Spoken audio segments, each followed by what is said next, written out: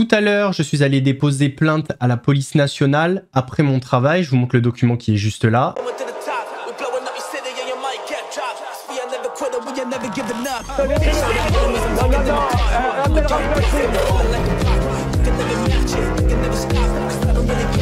Vous fumez, monsieur? Le football, il a changé. Oui, peut-être. Ouais, c'est Laurent Delamousse, bienvenue aujourd'hui pour une nouvelle vidéo et j'espère que tout le monde va bien, messieurs, dames. On se retrouve aujourd'hui pour une petite vidéo actualité, une petite vidéo détente, pour un bon moment tous ensemble. Ça fait un petit peu partouze, mais c'est pas le cas. Avant de partir pour cette nouvelle vidéo, c'est le moment de soutenir la chaîne et moi-même en mettant votre plus gros pouce bleu, votre meilleur commentaire. On n'oublie pas de s'abonner et d'activer la cloche pour pas rater les prochaines vidéos. On fait de même sur la chaîne principale, la chaîne Mousse, où demain à 18 h, vous aurez une vidéo décapante. Que dis-je? tonitruante. On me rejoint sur Instagram, sur TikTok, sur Twitch pour pas rater les lives du dimanche soir à 21 h 30. On va chercher à bord chance malaise. Et moi je m'occupe du reste. Sur le plateau des grandes gueules, Charles Consigny a détruit la gauche parisienne. Alors on le sait, la gauche, il la porte pas dans son cœur. Mais là, en l'occurrence, comment lui donner tort? Oh là là, mais Mousse, il met un extrait d'une personne qui critique la gauche alors que c'est un gauchiste. Aïe aïe aïe, mais de quel parti il est? Aucun. On va pas s'emmerder, on est là. 3 sols meunières, 55 € la sole. Bah tiens. Et puis 3 côtes de veau, 49 € la côte de veau. Des Saint-Jacques à 46 €. Et puis, on n'est pas puni. Donc, un château de Marsan, 104 € la bouteille. Ça, c'est le déjeuner à 845 € du maire du 18e arrondissement. Et à côté, vous avez un autre repas. Alors là, quelle heure il est? Là, c'est un dîner cette fois. Il est 23 h, mais tu comprends, le maire du 18e, il a besoin de faire des dîners important. Donc là, on a de nouveau des sols, elles doivent être bonnes. On a de la chair de tourteau. On a une coupe de fraises à 29 €, puis un petit poulet La coupe de fricé. fraises, 29 €. Ouais, Ouais, 29 € la coupe de fraises. Roger, Bien l'enchaînement, sûr. il mange pas de Et gras. puis là non plus, on boit pas l'eau du robinet, donc une tonneau, une châteldon, on sait pas trop si on veut une gazeuse, une plate, on prend les deux. C'est normal, ça, C'est Charles. Nicolas qui paye, c'est le bobo du 18e qui paye. Bah, Et puis bon, parce que c'est le soir, un petit poulet fuissé à 85 €, et donc pour 4 personnes, on arrive à 403 €. Voilà. Et ça, il mange c'est moins cher le soir que le midi. Pardon, mais Oui. si c'est Fais des ça, économies le soir. si c'est ça la gauche Non, mais attends. parisienne qui donne des leçons de morale à tout le monde, qui persécute les gens à Paris, qui persécute les pauvres conducteurs de scooters Oui, mais ils comme n'ont moi. pas tous la chance d'avoir reçu les sous de la part de Renault. Au nom de l'écologie. Comme je vois aussi. Eh ben, je vais te dire, je préfère encore Madame Dati, Eh ben, qui, dans des conditions dont elle s'expliquera en justice, et comme elle est très maligne, ça attendra septembre de l'année prochaine, Mettre un collier. mais en tout à cas, gagner de l'argent dans le secteur privé, que ce genre de tartuffes insupportables qui font semblant d'être de gauche, qui donnent des leçons de morale à tout le Qui est le monde maire d'un arrondissement et populaire. qui se tapent des sols à 50 balles Non, et mais- des coupes de fraises à 30 balles à la santé des travailleurs. je voudrais. Dans le procès Jubilard, un enregistrement inédit a été révélé au grand jour. Dans cet enregistrement, on entend Cédric Jubilard parler à un ou des cousins de sa femme Delphine, et il parle d'elle à l'imparfait. C'est un enregistrement inédit. Les mots de Cédric Jubilard, 33 heures seulement après la disparition de sa femme. Une conversation privée enregistrée à son insu par le cousin de Delphine. La scène se passe dans la cuisine des Jubilards. Cédric évoque d'abord leur projet de divorce. On s'était donné un mois et demi pour sauver le couple, si tu veux. Elle me dit non, mais ça sert à rien. De toute façon, ma décision est prise. Je suis déjà très loin dans ma tête. Elle avait rencontré quelqu'un? J'en sais rien. J'ai des doutes, si tu veux, mais j'ai aucune preuve réelle de ça, si tu veux. On était un couple colocataire, en gros, si tu veux, c'est tout. On était là que pour la maison et les enfants, et c'est tout. Après, il y avait, moi, elle ne me disait plus rien. Durant toute la conversation, Cédric Jubilard parle de sa femme au passé. Puis il évoque son travail, sa maison, reproche à Delphine de ne plus s'occuper de sa famille. Habilement, les deux hommes l'interrogent alors sur le soir de la disparition. Qu'est-ce qu'elle avait comme chaussures? Des espèces de boots, là. Des trucs chauds. Et une jean, sa doudoune blanche d'hiver. Et le pyjama dessous. Le cousin s'étonne. Comment pouvait-il connaître sa tenue alors qu'il affirme qu'il dormait? Cédric se reprend. Hey, c'est ce que je suppose. Mais moi, à 4h10, 4h moins 10, 4h moins le quart, c'est la petite qui m'a réveillé, personne dans le lit. Voilà, je me suis dit, elle s'est endormie sur le canapé, tu vois. Elle s'est endormie, tu vois. Personne. Bon, elle est au WC. Pas fait gaffe, salle de bain. Puis là, j'ai commencé un peu à l'appeler. Je fais, t'es là? T'es par là? Rien. Rien. Pendant ces 20 minutes d'enregistrement, Cédric Jubilard n'évoque à aucun moment le fait que Delphine puisse être en danger, voire pire. Ce que Cédric Jubilard dit à l'endroit de Delphine est tout sauf anodin. Il la critique, il dit qu'elle ne foutait rien, qu'elle ne préparait pas Noël. Enfin, des mots qui, 33 heures après sa disparition, questionnent grandement. À la fin de l'enregistrement, le cousin l'encourage une dernière fois à se confier. Cédric Jubilard craque. Je vais essayer de chercher, je vais essayer de me remotiver. Parce que je dois t'avouer que je suis dans le néant. Si tu veux parler, tu parles, tu le sais. Courage, hein. Tu sais qu'on est là. Oui, je sais que vous êtes là. Un enregistrement pirate réalisé par des proches de Delphine que les avocats de la défense balaient d'un revers de manche. Vous avez des personnes qui viennent, qui veulent en savoir plus, qui ont déjà une certaine conviction, qui posent des questions, il y répond, et à la fin, il s'effondre dans les bras de ces deux personnes. Chacun pensera ce qu'il veut de cet audio. Au moment de cet enregistrement, les gendarmes ont déjà commencé leur enquête. Les soupçons sur Cédric Jubilard viendront quelques semaines plus tard. Sur le plateau de Pascal Praud, on a eu un nouvel épisode entre Sarah Salman et Pascal Praud. Sarah, elle a pas mal changé et dans le moment que vous allez voir, elle a laissé Pascal Praud sans voix. Pourquoi les politiques pourraient, avec un casier judiciaire, se soumettre au suffrage Parce que vous n'êtes pas élu. direct. Parce que vous n'êtes pas élu. Et que c'est le peuple. Mais il y a beaucoup de politiques qui avaient dit justement qu'ils voudraient un casier vierge pour se présenter. Et je crois que Marine Le Pen en faisait partie. Non, mais c'est la question du peuple souverain. C'est un vrai débat. Qu'est-ce qui doit décider? Est-ce que c'est le peuple souverain? C'est le peuple souverain. Ou est-ce que ce sont finalement les juges? Effectivement, l'utilisation de détournement de fonds publics, qui est souvent fait pour ceux qui ont attaqué, en l'occurrence, Marine Le Pen. C'est pas ça le vrai sujet, parce que les gens te disent... C'est quand même un sujet de détourner plusieurs millions. Ne tombez pas dans ce piège. Non, mais je vous dis, Sarah, que ce soit pour le RN, pour LFI, piège. pour tout le monde. C'est-à-dire, cette notion est instrumentalisée par ceux, effectivement, qui veulent combattre le Rassemblement national. La vérité du sujet, c'est que tu as utilisé des assistants et tu considères que ces assistants font de la politique. Qu'ils soient à Strasbourg ou à Paris, ils ont servi le mouvement. C'est ça.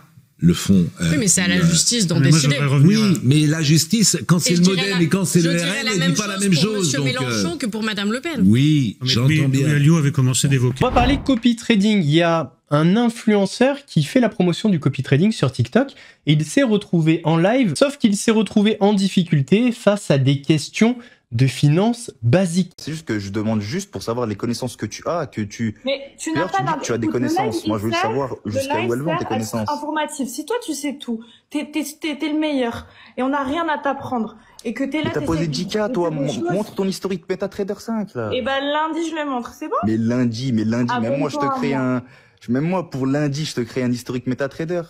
Voilà, frérot, tout sera retracé, mon frérot. Vas-y, ça marche, ça marche. Du coup, c'est... En fait, je suis en train de... Ouais. Ah, du coup, c'est quoi le broker sur lequel tu fais déposer de l'argent aux gens? Le scalping, t'as dit quoi? C'est quoi le broker que vous utilisez? Va voir, mon frère, va voir. Mais donne le nom du broker, frère, tu crois que c'est un truc sorcier ou quoi? Tout le monde les connaît, les brokers. Bah, va voir, mon frère, le broker, va le voir.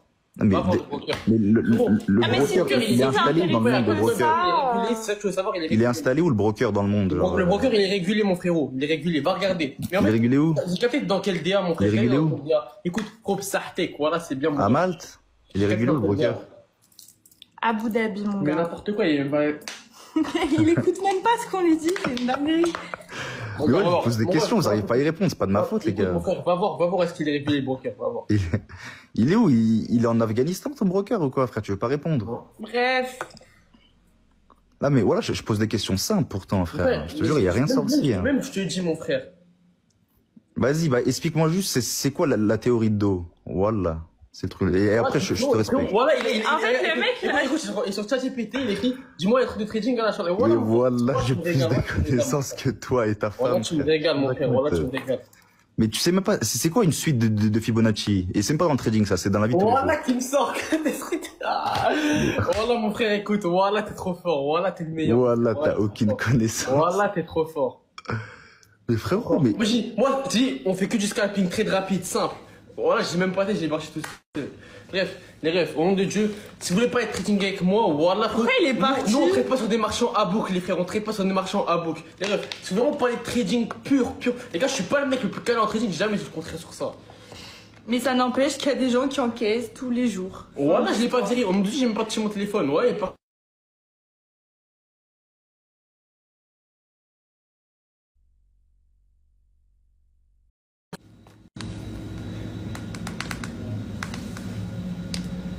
C'est déconnecté du live. Ouais, les gars, voilà, c'est déconnecté tout seul. On me dit, j'ai même pas touché le frérot, j'ai même pas touché. Voilà, j'ai même pas touché. Bah, il y avait tes mains qui touchaient la bouteille pendant 3 heures. Hein.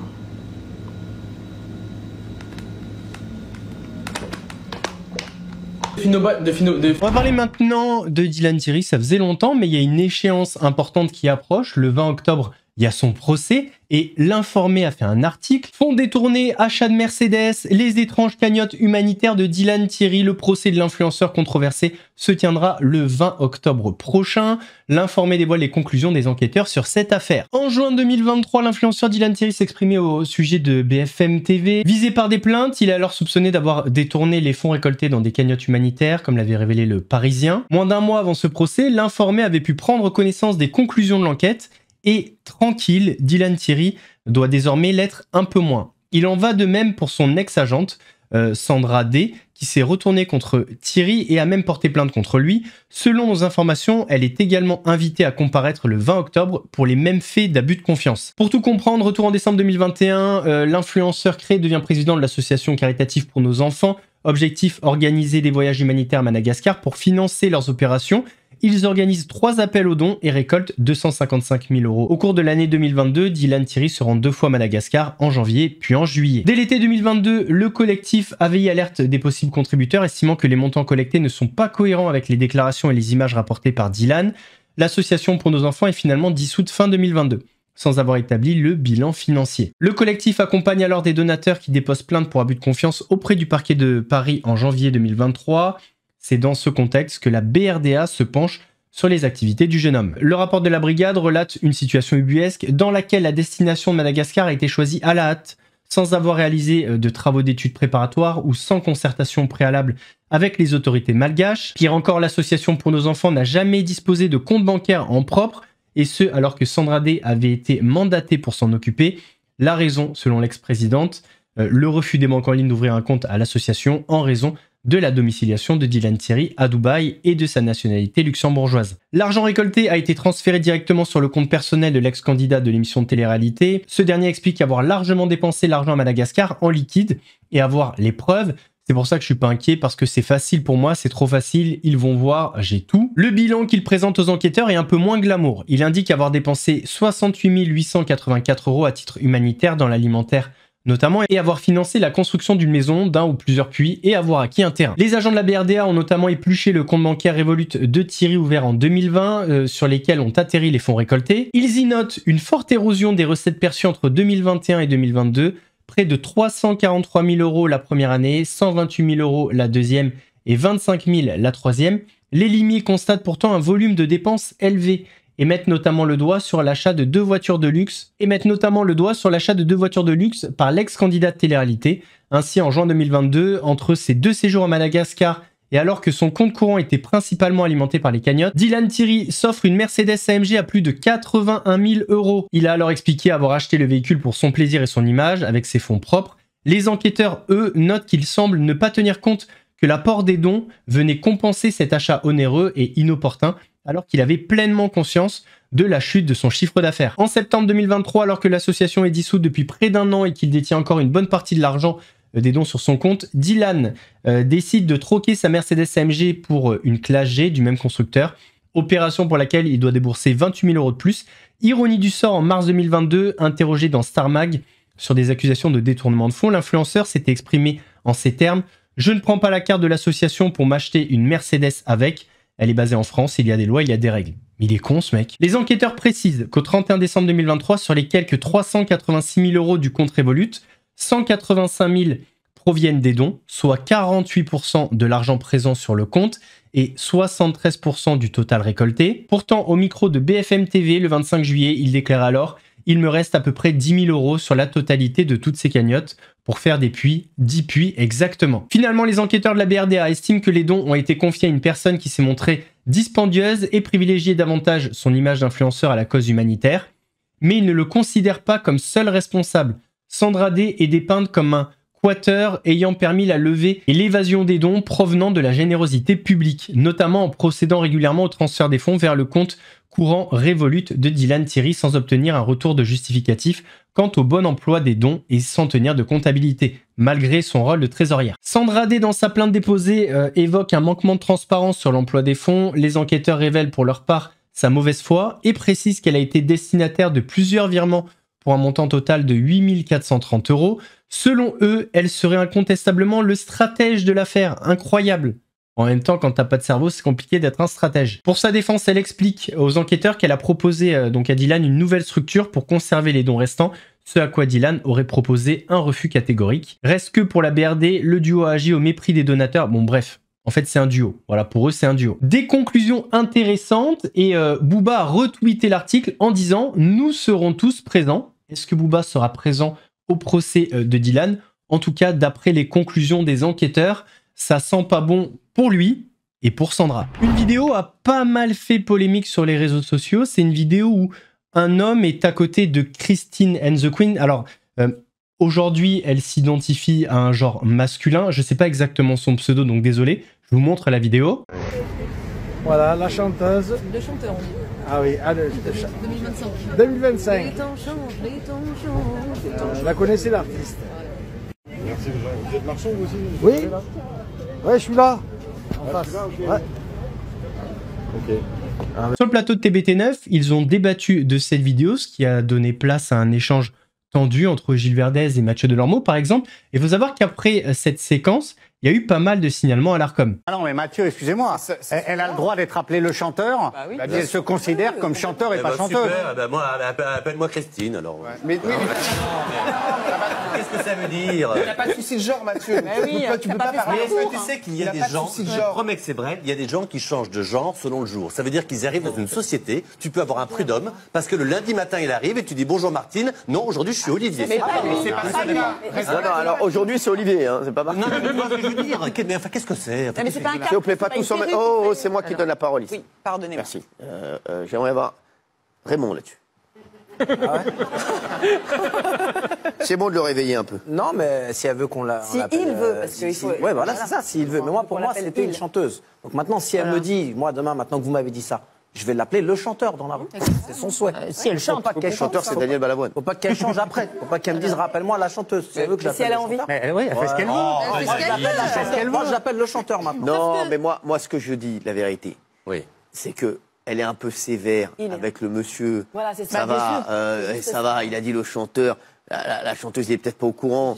Faut arrêter. Elle est un peu sévère avec le mec. Il est gentil, il est sympa, il la reconnaît. Faut arrêter un moment, 2 minutes, ça va. Oui, parce que le monsieur chante. Non mais faut redescendre. Faut arrêter de se la raconter. C'est tout le seul truc. Moi, je pense qu'il a le droit de dire, je veux qu'on me genre de. Il faut être sympatique. En revanche, En revanche, ce pauvre monsieur vient pour faire une photo parce que visiblement il l'apprécie. Ça va. Et il se sent rabroué parce qu'il n'est pas forcément au courant, le monsieur, de la façon dont il a envie d'être genré. Voilà. Mais toi, si on te demande un selfie, ah non, c'est madame, Hanouna.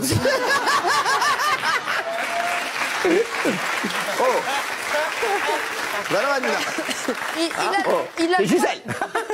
a le droit de faire ce qu'il veut, mais il n'a pas le droit de nous stigmatiser, nous, parce qu'on n'a pas suivi son évolution au jour le jour. Non, mais il peut être sympa avec les fans. Et il peut être sympa avec tout le monde. Voilà, c'est ça. Moi, c'est ça le truc. Oui, voilà. D'avoir Oui, moi, je pense qu'il a le droit, si aujourd'hui il veut qu'on l'appelle le, si demain il veut qu'on l'appelle là, il a le droit. Maintenant, c'est juste que le ton qu'il a employé est un petit peu agressif. Il aurait juste pu avoir un meilleur ton. Mais s'il veut, parce que moi du coup je contredis ce que dit Mathieu, si demain il veut qu'on l'appelle le, on l'appelle le, si après demain il veut qu'on l'appelle là, on a le droit de pas l'appeler du tout, d'ailleurs. C'est bon, on devient. C'est très drôle ça. Dernier sujet, tout à l'heure je suis allé déposer plainte à la police nationale après mon travail, je vous montre le document qui est juste là, voilà.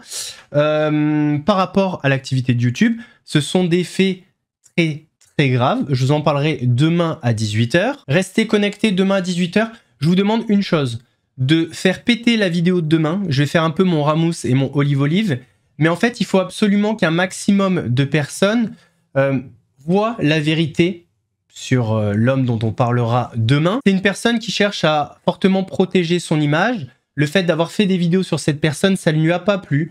Il a l'impression que j'ai sali son image, sali son honneur. Il m'a dit que je lui ai fait mal à son business. Donc il est très très colère. Le problème, c'est qu'il a fait une grosse erreur et cette erreur, ça va faire encore plus du mal à son image. Mais il s'est mis dedans tout seul. Il l'a fait comme un grand. Donc demain, 18 h, soyez connectés. Je compte sur vous. Je sais que vous m'avez soutenu avec Nino Arial. Donc là, j'ai besoin de vous. Faut faire péter la vidéo. Pas pour moi, pas pour me soutenir, mais pour qu'un maximum de monde se rende compte qui est cet homme. Faut absolument que les gens comprennent qui il est, à quel point il est mauvais, à quel point il est dangereux et à quel point c'est un menteur. Messieurs, dames, on arrive à la fin de cette vidéo. J'espère qu'elle vous a plu. Si c'est le cas, votre plus gros pouce bleu, votre meilleur commentaire. On n'oublie pas de s'abonner et d'activer la cloche pour ne pas rater les prochaines vidéos. On fait de même sur la chaîne principale, la chaîne Mousse, où je vous attends demain à 18 h. On me rejoint sur Instagram, sur TikTok, sur Twitch pour ne pas rater les lives du dimanche soir à 21 h 30. Nous, on se donne rendez-vous demain à 18 h et samedi pour une nouvelle vidéo actu. En attendant, prenez soin de vous. Je vous kiffe. Merci du soutien. Je passe des super moments depuis 2 ans et demi avec vous. Il y a des moments compliqués, il y a des moments plus simples, on va dire. Mais si on arrive à trouver la force, l'énergie de continuer, c'est grâce à vous, grâce à votre soutien. Donc prenez soin de vous, que la vie vous réussisse, que tout se passe bien pour vous. À demain.